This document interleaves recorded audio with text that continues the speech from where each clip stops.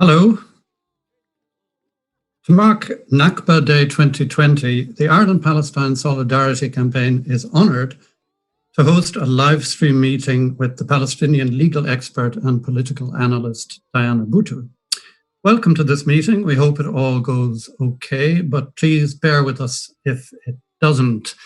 We're new at this Zooming business, or at least I am, and I'm kind of terrified by it. First of all, a little information about the IPSC. We were set up in late 2001 by a group of human rights and community activists, academics and journalists. In partnership with Palestinians living in Ireland, the IPSC was formed to provide a voice for Palestine in Ireland. Our current chairperson is a Palestinian Irish woman called Fatin Al-Tamimi. We're an independent, non-party political organisation. We're funded by our members' annual fees, standing orders, and donations. The IPSC seeks to raise public awareness about the human rights abuses in the occupied Palestinian territories, the violations of international law, and the historical causes of the injustices to the Palestinians that lie at the heart of what we call, or some people call, the Palestinian-Israeli conflict. So even though we're in lockdown, we're still trying our best to keep campaigning, to keep our campaigning work going. So we could really do with new members and donors. So if you wish to get involved, go to www.ipsc.ie/join if you want to join, or www.ipsc.ie/donate to donate. And if you're not already on our mailing list, or if you just want to get information about what we're up to, you can join at www.ipsc.ie. Now, normally we'd have real life actions and events for Nakba Week, but obviously we can't this year. So we are doing what we can to mark it. So first of all, what is the Palestinian Nakba? Every year, coming up to May 15th, or on May 15th, Palestinians around the world mark the Nakba, or catastrophe, referring to the foundation of the State of Israel in 1948, which entailed the ethnic cleansing of Palestine and the near total destruction of Palestinian society. The current far-right Israeli government, with the support of the current far-right US government under President Trump, is proposing to annex further portions of the occupied West Bank in violation of international law. So we are at yet another one of the many crises that have punctuated the history of this, if you want to call it conflict. It's actually a war against the Palestinian people. To discuss these issues this evening, we welcome Diana Buttu. Diana is a Canadian-born Palestinian lawyer and analyst, former legal advisor to the Palestine Liberation Organization, in which capacity she visited Ireland in, I think it was 2004, and a policy advisor to Al-Shabaka, the Palestinian Policy Network. She's currently based in Ramallah in the occupied Palestinian West Bank. So over to Diana Buttu.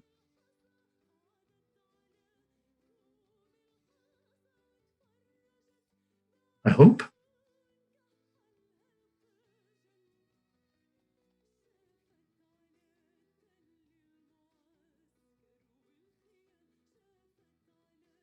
Being connected now, I think. Yes. Hello, Diana. Hi.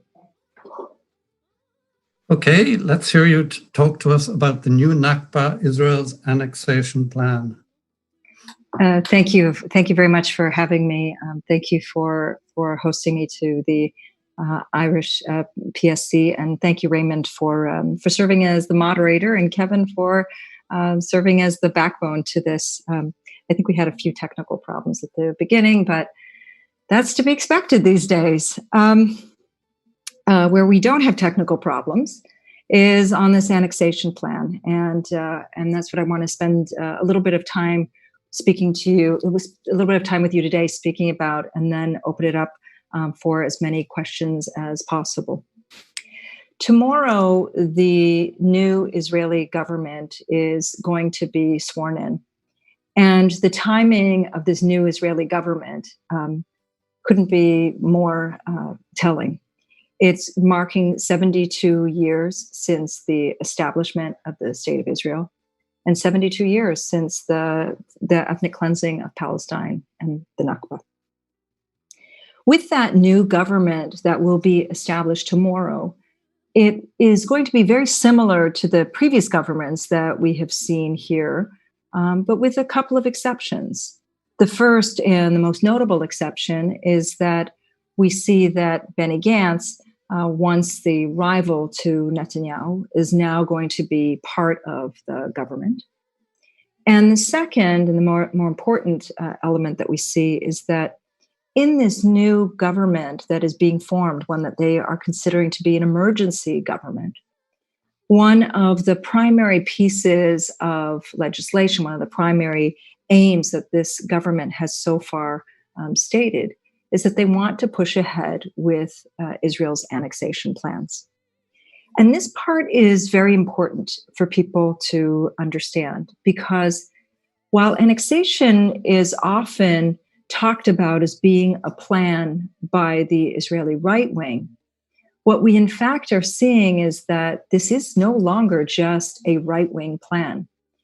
Indeed, it was a plan that was put forward by the Israeli right wing as far back as 1967.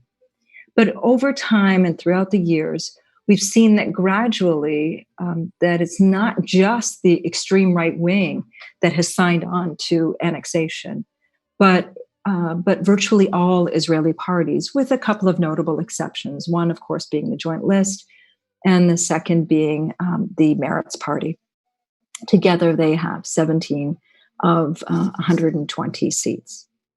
What it tells you is that the rest of the members of Knesset, who are in some way representative of Israeli society, either support annexation or are indifferent to it, which is to say that they're not going to lose any sleep over it. And the reason that this is important is because throughout the election campaign, we had 3 of them here, what we saw was not that there was a critique or criticism of Israel's annexation plans, but instead we saw that candidates were falling over themselves to claim that this was an idea that they originally had. For example, we saw Naftali Bennett say that finally applaud Netanyahu for seeing the light. We saw Benny Gantz come forward and boast and say that this, in fact, had been his idea to begin with. And of course, we saw the even further right wing to Naftali Bennett come forward and say, "Well, what have you been waiting for all of this time?" In this context of people who are supporting annexation, it's important to bear in mind what annexation is really about. Now, for years, for 53 years, almost 53 years, Israel has been annexing de facto the West Bank. And what does that mean? Yes, at the beginning, when settlements were first established, there could have been an argument made that settlements were being established by, as they would put it, maverick zealots. But that has not been the case for several decades now. It's quite the opposite. Today, settlements are so part and parcel of Israel that there are bureaus within ministries that are entirely devoted to building and expanding settlements. These aren't just spot caravans in the middle of the West Bank, but cities that have been fully planned and fully thought out, with the complete intention of those cities forever remaining in Israel's hands. And over time, we've seen that the number of settlements have gone up, and of course, the number of settlers have gone up. And with that rise in number, we've also seen that there's been a shift in the Israeli mindset that these are no longer rogue elements that are building these settlements or living in these settlements, but this is an essential part of the Israeli state. And this has been the intention all along. The intention all along has always been to try to blur the green line, to try to make it so that all of this becomes one large state, and so that it becomes so that they become fully integrated into one another.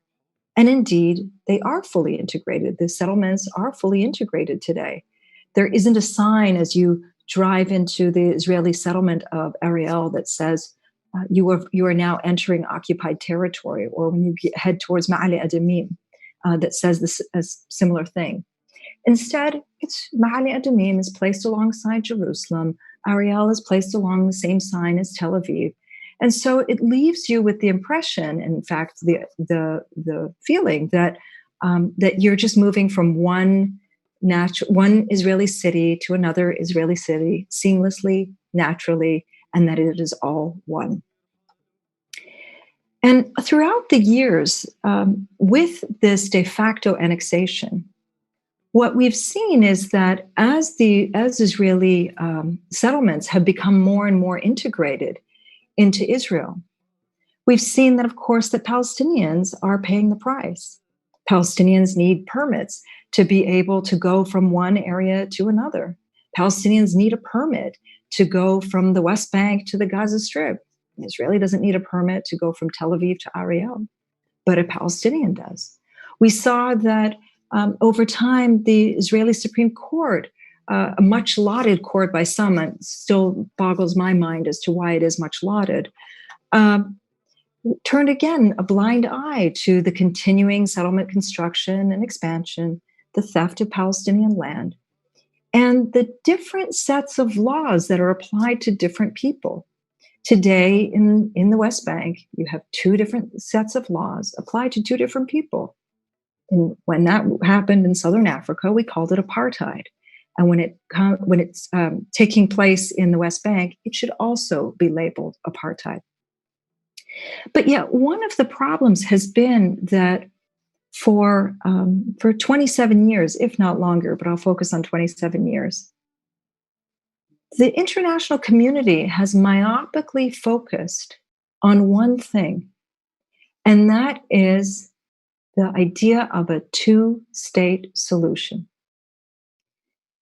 You can look back to various resolutions from 1994 and compare them to resolutions in 2004 and compare them to resolutions in 2014 and compare them to resolutions in 2019.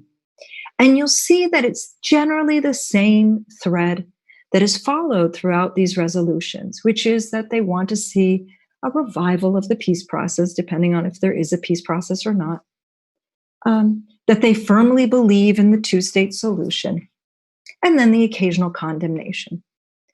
But while they have indicated, the international community has indicated that they so firmly believe in a two-state settlement, the international community has done absolutely nothing to make sure that that two-state settlement is actually a reality. To the contrary, any efforts to try to hold Israel accountable have been met with a great deal of resistance, including, I know, in Ireland as well, by members of the international community. And here's the irony of this. What we have seen over time is that while there have been condemnations in terms of the growing number of settlements and the growing number of settlers who are now moving into these settlements, there still isn't a recognition on the part of the international community as to how much these settlements have become integrated inside Israel. Which is to say that while they condemn the construction of the settlements and they condemn as they should, the increased numbers of and the increased incentives that are being given to Israeli settlers Israelis to move into these settlements, they have not at all focused on all of the various measures that have made sure that that these settlements are now fully integrated inside Israel. The reason that this is important is because it is doublespeak. On the one hand, they talk about how we must only focus on the occupied territories, those territories that were occupied in 1967, and yet on the other hand, have been completely ignorant and have completely decided to put their heads into the sand, to ignore just how much the settlements have become integrated into part of Israel. So when people often talk about BDS and when we push for BDS, one of the reasons that we often hear back as opposition to the growing BDS movement is that they say to us, well, you haven't distinguished between the actions that are happening inside the occupied territories and the actions that Israel is carrying out inside Israel. And yet the obvious response is they have become fully integrated. You cannot separate one from the other. And that was entirely the intent. The only people who today are still focused on the two-state settlement is the only group that is still focused on the two-state settlement is the international community. And this is why the issue of annexation is now raising its head, and why so many people are now talking about it.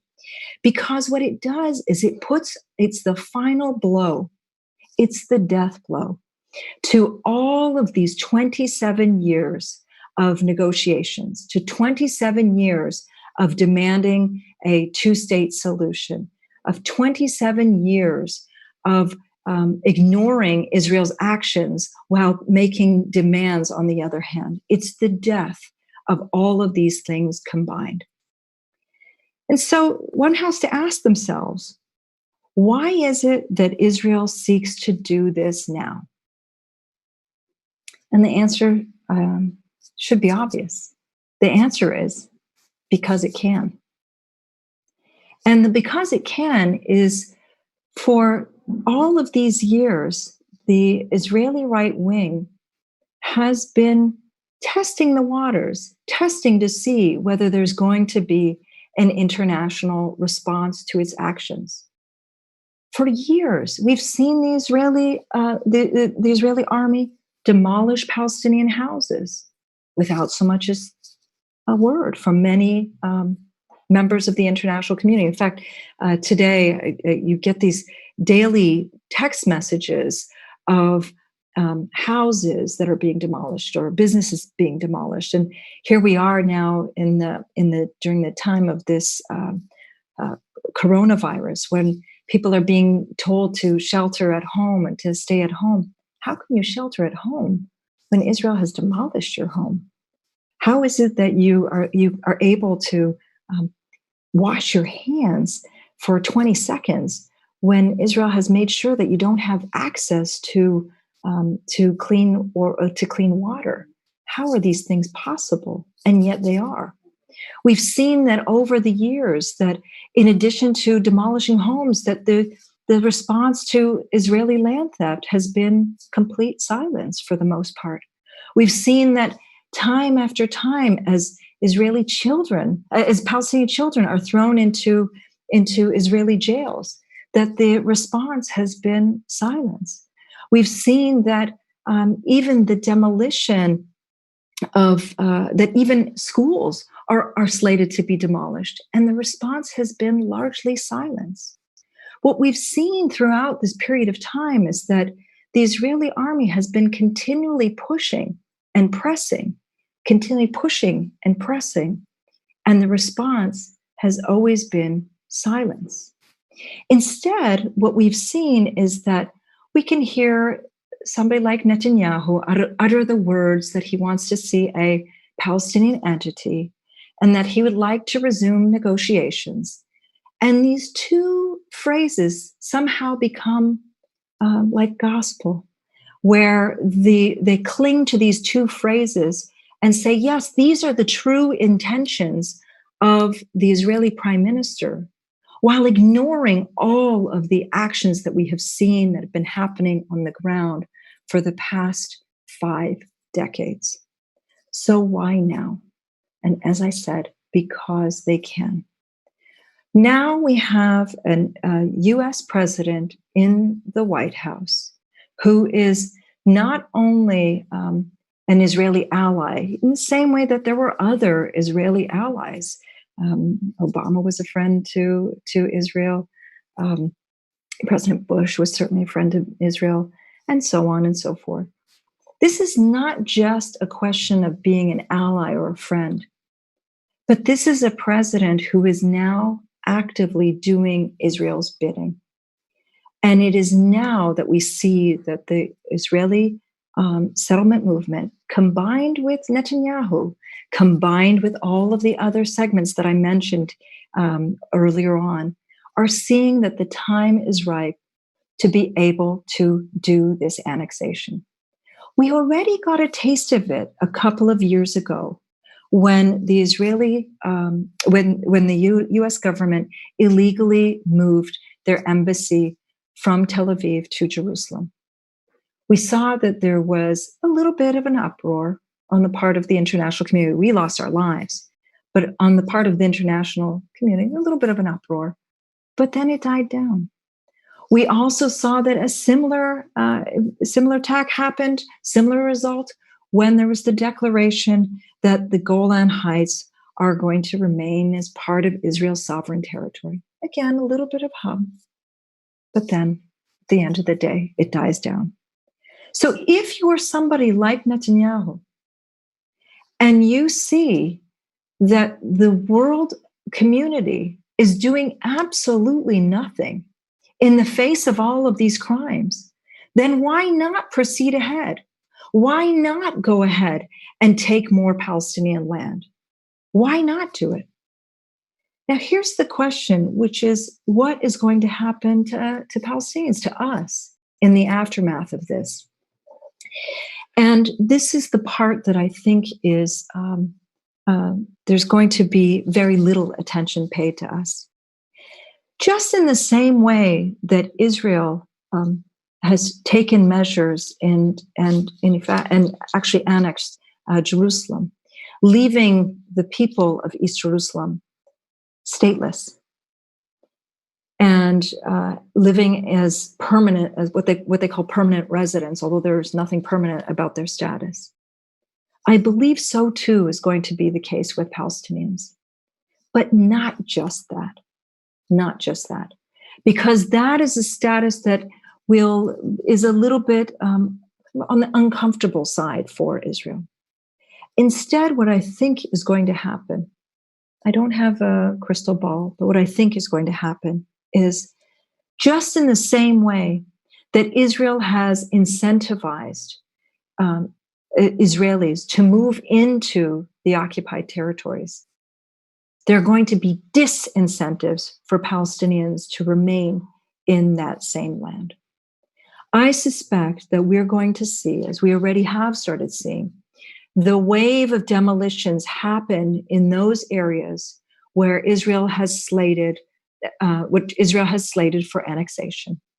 And we will continually see and gradually see that those Palestinians will eventually move to the Palestinian parts of the West Bank that are labeled Areas A and Areas B, which you can do the math, is 40% of the West Bank.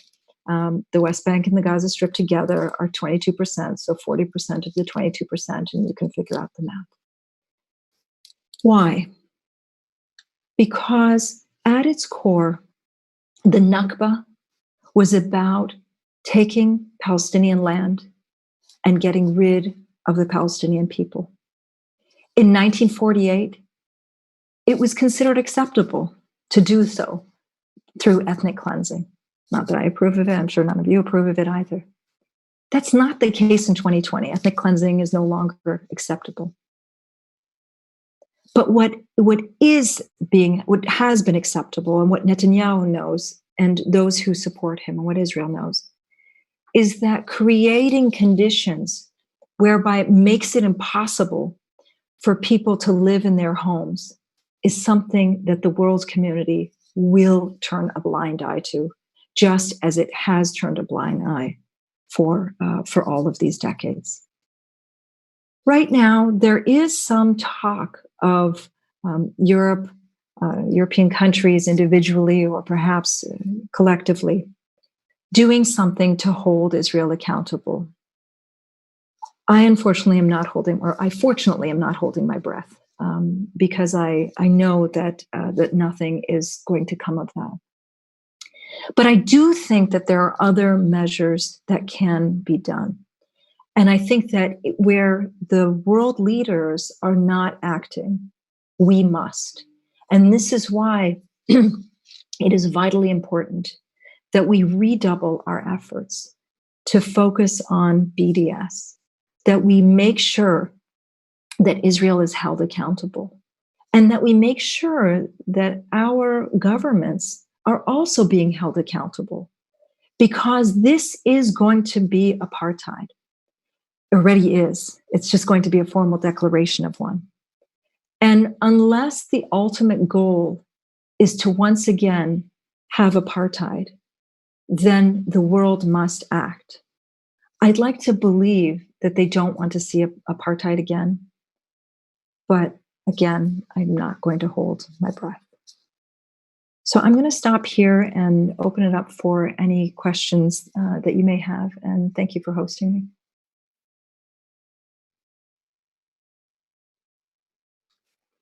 Hello. So can you see me and hear me again, I think? Thank you very much, Diana. That was not just lucid and incisive, but I think very powerful and very moving. I was particularly struck when you said that about coronavirus, telling people to stay at home. How can you do that when the Israeli army has just destroyed your home?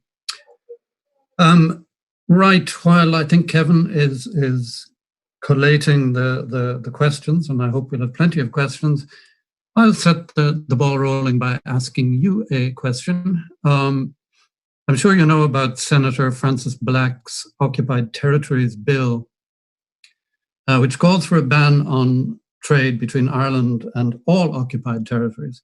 And it has been passed by both houses of Parliament here, the Senate, the Seanad and the Dáil. But the governing Fine Gael party has said it will block it. What message would you give to the acting Irish government that we have at present? Gosh, I've seen this for so many times and so many rounds. This has just taken shape and over so many years. Here's the logic that they have, and I'll explain that. It's actually illogical, but I'll explain the logic and then give you my response. So, the logic has always been that if we are friends to Israel, if we coddle Israel, and if we give Israel incentives, then Israel will do the right thing. That's always the general argument. There's another argument that says this is a real life experience, which I'll tell you. This is back during the time of the negotiations, when negotiations at one point were halted, and they were halted, and the Israelis did this huge announcement of building expanding settlements, and at the time. Palestinian negotiators complained to the international community and said, "There's all of these settlements that are going up, and can you do something about it?" And I was actually in one of these meetings. And one of them, the response was, "No, we can't do anything now. The goal is to get us back to negotiations." And once you get back to negotiations, then you can address all of this in the negotiations. So, negotiations at one point in time resumed. And after they resumed again, there was another surge of settlements. And again, another protest. And this time the response was, well, Well, no, of course, we can't do anything about it now because now you're in negotiations. And so now that you're in negotiations, you're just going to have to settle this as part of the negotiations. And so this has always been the logic. The logic has been for all of these decades that the goal is to have a peace process, or the goal is to have some type of bilateral agreement, and that somehow every other nation around the world is absolved of any responsibility. And of course, this is faulty thinking. It's quite the opposite. Both the decision regarding the wall before the International Court of Justice comes out very clearly and says that other states also have a responsibility. And we know that other states have a responsibility. I don't need the International Court of Justice to say this to me either. But the problem is that no country is willing to be the one to take the first step against Israel, because they're afraid of what the ramifications are going to be, whether those ramifications are within the country or from the United States or whatever. But it doesn't make sense to me how it is that all of these countries can be saying that they support a two-state settlement while doing absolutely nothing to make sure that that two-state settlement comes into place. And that is precisely what these people are talking about. They talk about how important it is to have a two-state settlement, but are willing to do absolutely nothing to make sure that becomes a reality. The message, of course, that's being sent to Israel is that might is right and they can do whatever it wants. And this is what led us to this place in the first place.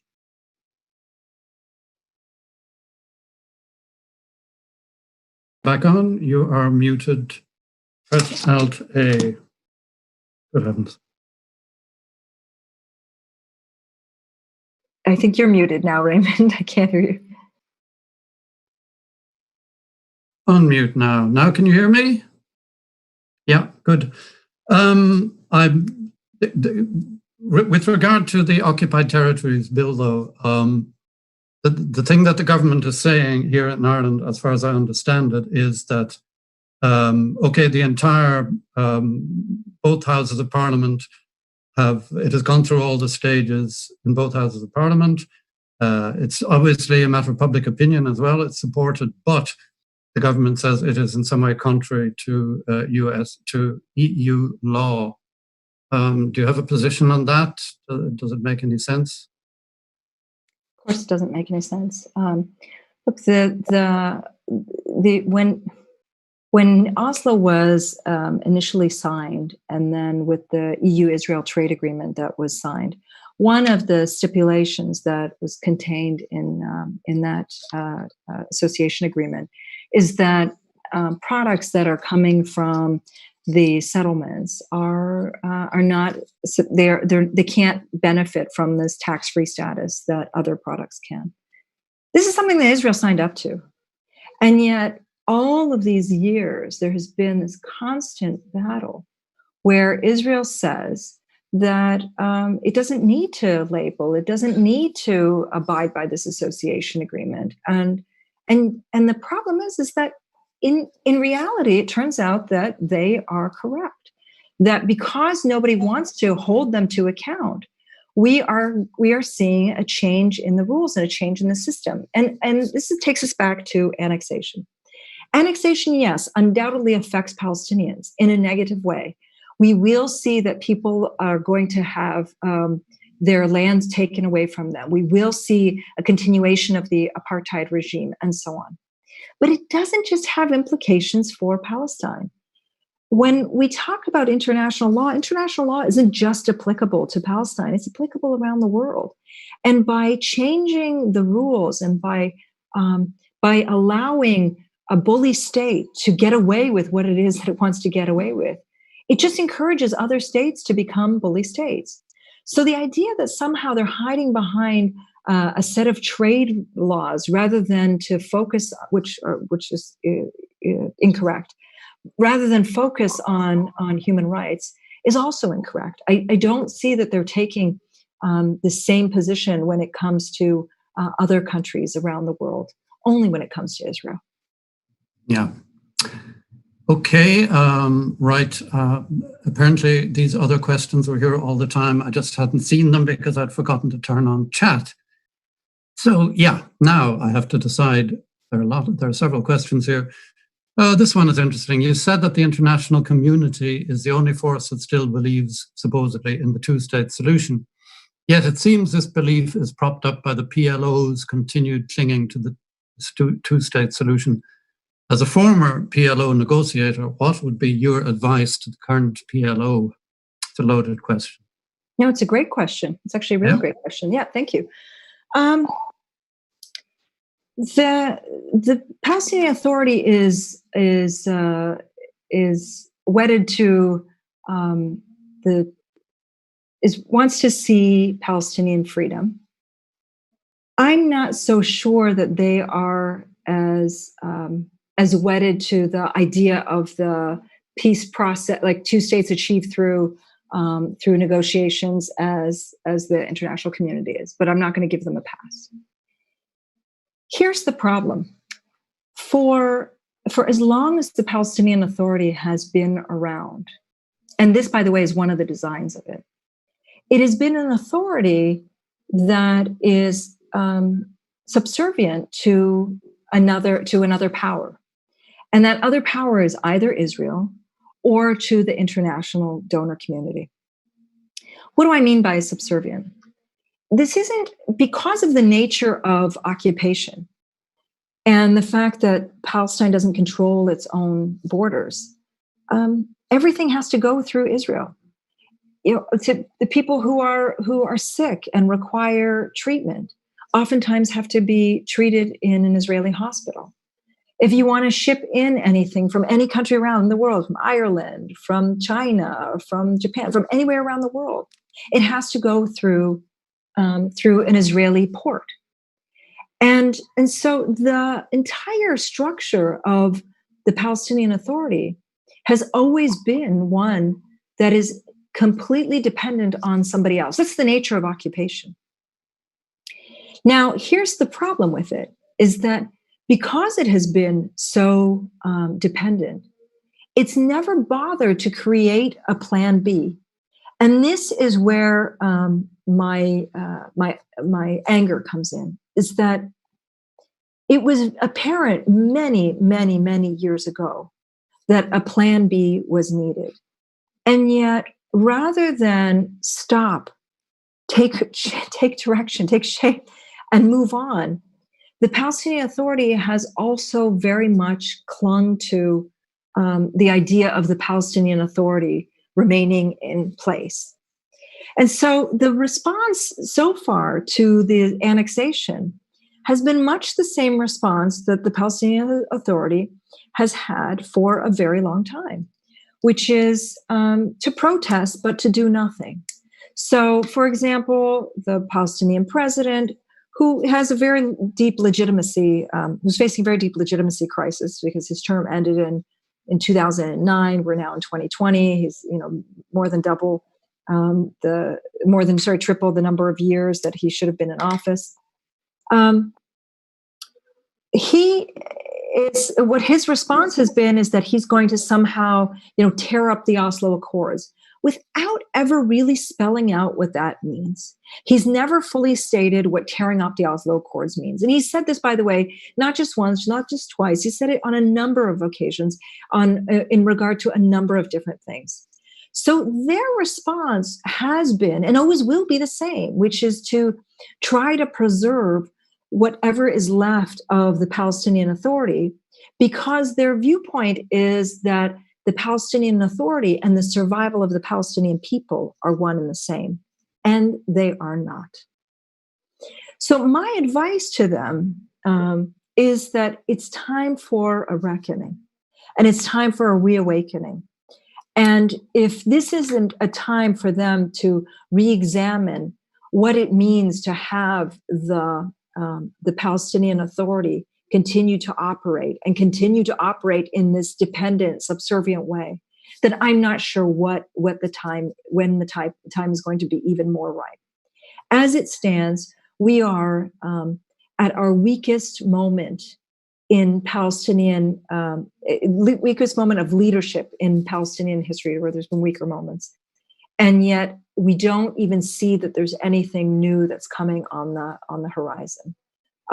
It's a leadership that is now very much focused on its own survival and not really taking into account the bigger picture of the survival of us as a people and the survival of our cause.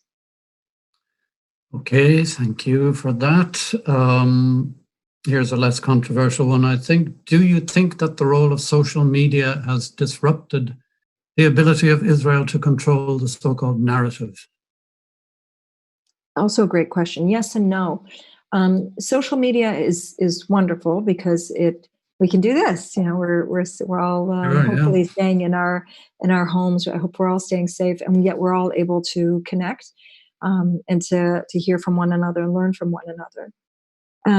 At the same time, there is still a role for the traditional media, and Israel both uses social media to influence traditional media and uses traditional media to influence social media. One thing that has changed over time and that I've seen is that in the past, whereas it was really difficult to be able to get the word out in terms of Israeli atrocities, that isn't the case any longer. That the only people who don't really see what's happening here in Palestine are those who choose not to see what's happening in Palestine. So social media has very much disrupted that. But at the same time, the Israeli media machine continues to have its influence and continues to influence both social media as well as government practice. Yeah. Now, I think another important question: what role can the Joint List party play in the struggle? That's the Joint List in so-called sovereign Israel. Right. So maybe I should I'll give a little bit of background to what the Joint List is. Yeah, I think so. Following the 1948 Nakba, about 20% of the population of what became Israel is Palestinian. And these are people who remained. There were a little bit more than, there were 25% then, and now roughly 20% now. And this population, 20% population, has a number of representatives in the Israeli Knesset, consisting of 4 political parties that came together as one back in 2015. And and again, in the latest election, the last 2 elections, came together as one. Together, these 4 parties combined have about 15 seats out of 120 seats in the Israeli Knesset. And the members of the Joint List are not just Palestinians who are citizens of Israel, but also Jewish Israeli citizens. There's within the Joint List. They attract voters not just from Palestinian citizens of Israel, but from people who, from Jewish Israelis who are opposed to the actions of the Israeli government. The Joint List, however, is small. It's 15 of 120, which, while it makes it one of the largest parties, because it doesn't have any other allies in the Knesset except for the other 2 members of Meretz that I mentioned, you're really only talking about 17 out of 120 members of Knesset, which means that their influence shouldn't be exaggerated, but it also shouldn't be diminished. Their role as members of the Knesset is let's say, threefold. The first is to try to block as much as possible all of the pieces of racist legislation that the government puts forward and that the other representatives of the Knesset put forward. And believe me, there are plenty of those. As it stands right now, there are, I believe it's roughly 60 laws that either directly or indirectly discriminate against Palestinian citizens of Israel. So the Joint List works very hard to try to block a lot of that legislation. Not always successful, but at least they do their best. Their second job is to try to keep Palestinians in place and being able to survive and thrive, just in the same way that people should be able to survive and thrive around the world. So things like making sure that not only that racist legislation isn't passed, but trying to pass legislation that will positively affect Palestinian communities, and sometimes not just Palestinian communities, other communities. For example, during this, I'll take you back to the coronavirus. During the recent coronavirus, one measure that the Israeli government tried to do was they tried to pass regulations whereby pregnant women could be fired from their workplace. During the coronavirus, under the guise that this was necessary for the public. And here we had the representatives of the Joint List were the ones who ended up pushing and petitioning the court to make sure that didn't happen. So their representation isn't just in terms of Palestinian citizens of Israel, but also trying to, as I said, make people be able to survive and thrive. And their third element, which is I think the element that people focus a lot on, but that isn't really the bulk of their work, and that is the trying to stop the harm of the occupation. And here we know that the Joint List will do everything in its power to block annexation, that it's going to be the only party that inside the Knesset that is actively speaking against occupation. It'll be against annexation. It'll be on the front lines of pushing the international community to do something. But on their own, again, they can't do it on their own. And again, just to bring you back to the issue of coronavirus, it has been the Joint List throughout this period that has been petitioning the court to make sure that Palestinians in various places are being able to, particularly in Jerusalem, are being able to get tested for the coronavirus. So the list's role is, as I said, threefold. I don't want to exaggerate their role, and I don't want to diminish their role.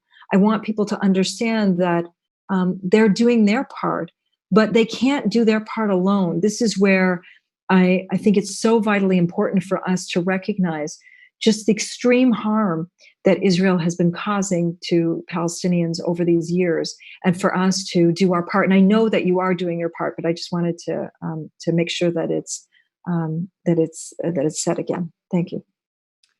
Right. The next one overlaps a bit with that. It brings us back to the coronavirus again. What is the situation on the ground there with COVID-19? How has it affected day-to-day life for Palestinians in the West Bank and Gaza? This is an excellent question. You know, because Palestinians because the Palestinian Authority or the West Bank doesn't have, or Gaza doesn't have an independent healthcare system. And what do I mean by independent? We don't have the ability to bring in the necessary equipment that we need to bring in.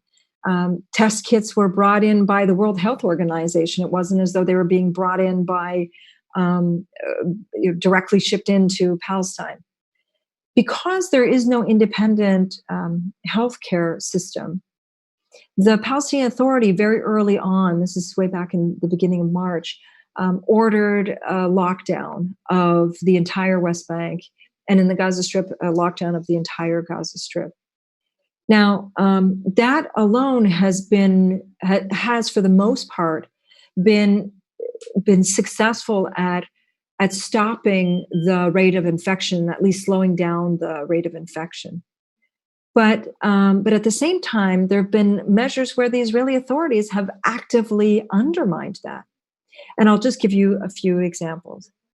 One is that we've seen throughout the month of March and April a rise in the number of demolitions, of whether it's home demolitions or whether it's demolitions of workplaces. And again, how is it that a person is supposed to be self-isolating or staying at home when they don't have a home to stay in? We saw that during the months of March and April, that the Israeli authorities didn't stop any of their raids into the West Bank. And during the month of March alone, 85 Palestinians were arrested, including 10 children, during the dead of night, with the Israeli army wearing full hazmat suits.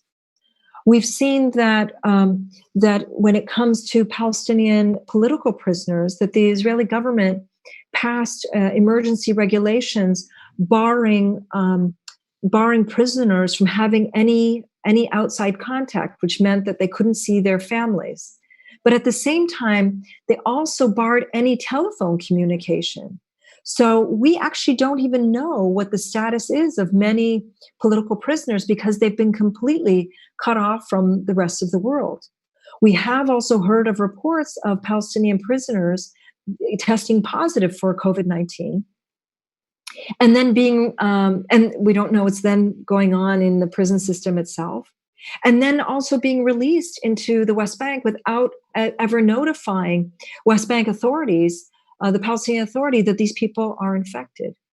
We've seen that that the Israeli government, which previously had a system in which all workers, there's roughly 80,000 workers who work inside Israel, who used to daily have to line up to horrendous checkpoints and undergo numerous searches and wait in line for hours, that overnight they were declared essential services and able to remain inside Israel on the condition that their Israeli employers provide them with housing. And yet we've seen that the level of housing, which is not only inadequate, it's nothing that you would, I can't even, there's nothing I can compare it to say it's not even fit for human habitation. As a result, we've also seen that workers are returning back from Israel, going back into the West Bank, and also testing positive for the virus itself. So while the Palestinian Authority, and I'm somebody who's very critical of the Palestinian Authority, but while they've done a good job at locking things down in order to try to stop the spread, we've seen that the Israeli authorities have routinely undermined that through home demolitions, through arrests, through the prisoners. Another thing that they've done is that they've closed down testing centers in places such as Silwan, because the testing kits were provided by the Palestinian Authority, while at the same time the Israelis were refusing to provide testing in these areas. In short, what we have seen is that this coronavirus has really highlighted what we've been living under for 72 years, a system of racism, of discrimination, in which one group of people are deemed to have superior rights and to be worthy, and the rest of us are not. Okay, we have time just barely for one question, and I'm afraid it's a big question as well. We've only about 2 minutes. This is Nakba week. How can the PLO reconnect with the aspirations of the refugee diaspora? And if they can't, how can Palestinian civil society? The PLO can. It's a question of whether it chooses to. I think that the big problem has been that since 1993, with the signing of Oslo in September, of 1993, there was a shift. The focus was no longer on refugee return. It was no longer an anti-imperial struggle. It was no longer a struggle against Zionism. It became a struggle for a state. And in that struggle for a state, the people who are somehow going to come in the way of the formation of the state, that being refugees, are people that you tend to ignore. And this is very much what the PLO has done this is from my vantage point. I don't know. I haven't been to Lebanon. I haven't been to Syria. So I don't know from what's going on over there, but I'm explaining from my vantage point here. They also did the same with Palestinians who are citizens of Israel, being one of them. And so the Nakba has fallen off the radar. It's done as a symbolic measure. It's done in name only. The right of return is only ever mentioned as a slogan, but not much more beyond that. I don't see that there has ever been an active push, not only to demand refugee return, but to support those protests where people are themselves demanding refugee return, such as the Great Return March that has been taking place in Gaza now for 2 years, where people are demanding that they have their right to return. So although the PLO can, I just don't think that they will, because there's a lack of will there. And civil society is, I believe, connecting and continues to connect with and connect on the issue of Nakba. In fact, this is the reason I'm here today, and this is why we see so many of these Nakba activities happening around the world. Our voices need to become louder and stronger, and I believe now that we're seeing the final death to the two-state solution, to this fictitious two-state solution, that we can start talking about the real issue. And the real issue is the ethnic cleansing of Palestine that happened in 1948. And by getting rid of the noise of the two-state solution, we can actually start talking about the future. The future is where people are not only treated with equality and dignity, but also able to return to their homes. I'll just end with a very personal story. My father is a Nakba survivor. He was 9 years old at the time that the Nakba happened. But he wasn't just a person who survived the Nakba. He describes it in very vivid details about what it was like to see the army come in and take over his city, and for him to flee. He was also internally displaced and remains internally displaced, and so he's now 81 years old, internally displaced. And every time that we pass Nazareth, which is the town that he ended up being raised in, to go to Haifa, which is the city in which I live, he always passes by his land. And even as a citizen of the state of Israel, is still not entitled to go back to his land, even though we see it every single time that we make the drive from Nazareth to Haifa. He sees exactly where his relatives were buried. He sees exactly where his house was. He sees exactly where his school was. And yet he's never been able to go back. I think that our future has to start focusing on people like my father, and so that they don't have to live these another 72 years of trauma. And instead we can start talking about dignity for all.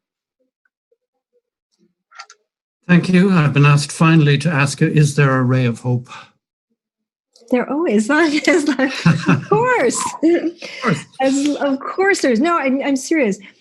As long as we are breathing, we're resisting. Let me put it differently. If I were to look around in Palestine, I can't say the world, but Palestine, and think about the places that, one of the places that's perhaps externally the saddest, it's the Gaza Strip. 2 million people locked in. If you're a child who is 11 years old, or 12 years old, you've lived through 3 wars, through 3 brutal wars. 95% of the water is not drinkable.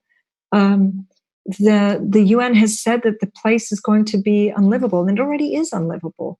It's subjected to endless closure. It has a collapsing healthcare system. The Israeli army is shooting at young protesters, like the way that you would shoot at fish in a bowl, if you would ever shoot at fish in a bowl. 53% unemployment, completely blocked in. And yet, if you've ever spent any time in the Gaza Strip, you'll know that it is one of the most exceptional places on the face of the earth, because no matter what Israel does, we have a desire to live and we have a zest for life. And no matter what Israel does, that's one thing that they cannot take from us. They can take away a lot of things, but they cannot take away our desire to live in freedom. So for as long as we are breathing, and as long as we are able to resist, we will. And that, for me, leaves me with hope. It's when we throw in the towel and say that there's nothing worth, that this is the whole thing is over, that's where I think I and others will be depressed. But so long as we are able to, there will always be, for me at least, there will always be hope. Diana Buttu, under occupation and lockdown in Ramallah, thank you so much for talking to us this evening. My pleasure. Thank you, Anna. Okay. So I have a few seconds, I think, just now to wrap things up on this side.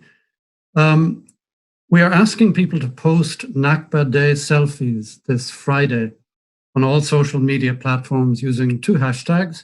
First one is #Nakba72 and the other #Key2Justice. For more information on that, see again www.ipsc.ie,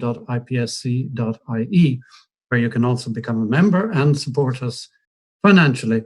Finally, we would encourage you to approach your political representatives, and particularly Fianna Fáil and Green TDs, with regard to the Occupied Territories Bill. Details www.ipsc.ie. And ask them to support this bill and to make sure that it gets passed, because that is one way in which this tiny little country can punch above its weight, to use a cliche, by setting an example that I'm sure other countries in the European Union would follow. So www.ipsc.ie, or follow us on Facebook, Twitter, Instagram, or YouTube. And thank you for being with us this evening.